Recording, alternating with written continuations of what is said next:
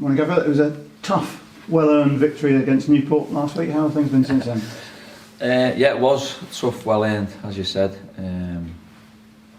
So fair play to the boys. Listen, Newport's always tough, we know that.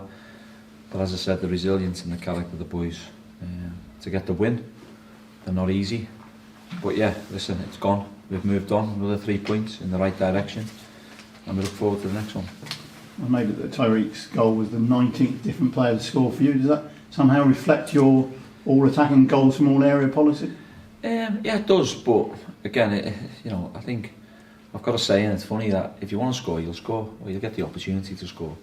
And our lads are certainly doing that. They're not just resting on the laurels where, I just assist and I pass the ball to someone who can do that, or I pass the ball to someone who can score. They're all wanting to get a piece of the action, which is always nice, and to have a 19 different goal scorer is very pleasing. And it looked to me like it was a well-worked training routine or something you've been practising hard, and it must be pleasing to see those sort of things come off as well.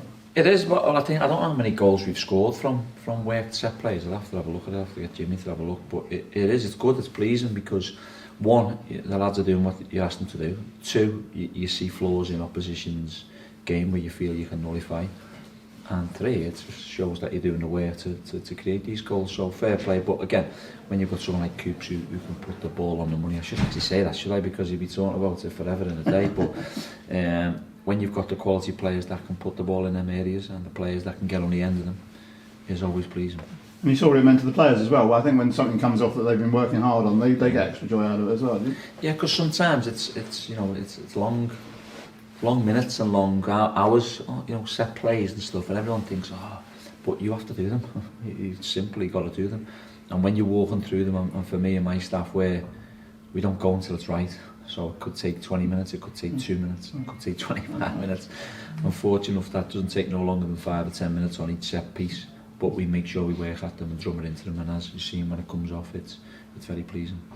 Colchester this weekend, some people would say that you're timing your run to perfection, and I think you yourself said earlier in the season you can't win every game, so it's important to get the momentum at the right time of the season. Are you happy? Are you in a good position, poised on the sort of shoulder of the leaders, sort of thing? Listen, I'm always happy when you're winning games. It's it's good that way we are in the league, and we've got 2 games in hand on the top team and 1 game in hand on teams around us. But again, you have to win them games, so we can't get too carried away that, and they're not going to be easy.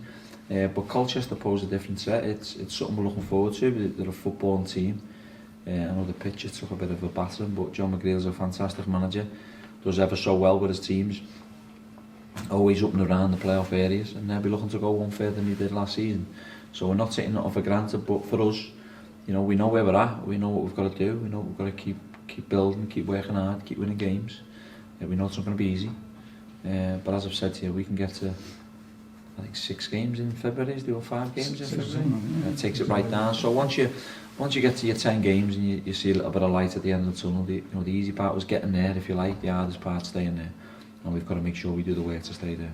I know you don't like talking about your team selections, that's fair enough, but you're going to be without Gary Sawyer for the next 3 games. That's a blow for Gary, but other people will be champing at the bit to get in there, aren't they? Yeah, of course. Listen, we're a bit harsh on Gaz. We addressed it very closely, and we spoke to people about it. But it's tough, innit? Because if you go in, and very rare they're going to revert the decision what the referees. They're always going to stick by him, which is fine. It's not an issue, but we just felt at the time that the melee after it, that's what got him sent off, and it potentially was. But then when you look at back the red card, it's 50-50. You'd be happy if it went for you. You'd be happy if it went against you. Unhappy if it went against you, and we were. But look, Gaz had to take it on the chin. Fortunate for Gaz, it's only a week, Saturday, Tuesday, Saturday, which when I got sent off last time, I missed 4 games, and that was week to week, Saturday, so it's not nice. But again, we've got a squad. We've got a squad that we feel that someone can step in there and do a job for the team. We certainly can. First team going well. Some of your other teams are doing as well. You were here in midweek when the under-15s beat Swansea in the Floodlit Cup. I mean, that was a very good performance. And I was pleased with the performance. Obviously, I went and seen them before the game and said, right, don't do anything different you wouldn't do on the park or Margins or wherever you're playing on a Saturday, or Ivy Bridge, wherever you play. Over at Manadon, whatever pitch they play on, just because you're playing at our own park, try not to do anything a bit different, because you can easily get carried away, especially them 14, 15-year-old boys out there. They were superb. And I like the way they played the football. They played from the keeper out to the back, through the thirds, the wing backs are out the pitch, the strikers are making a lot of good movement.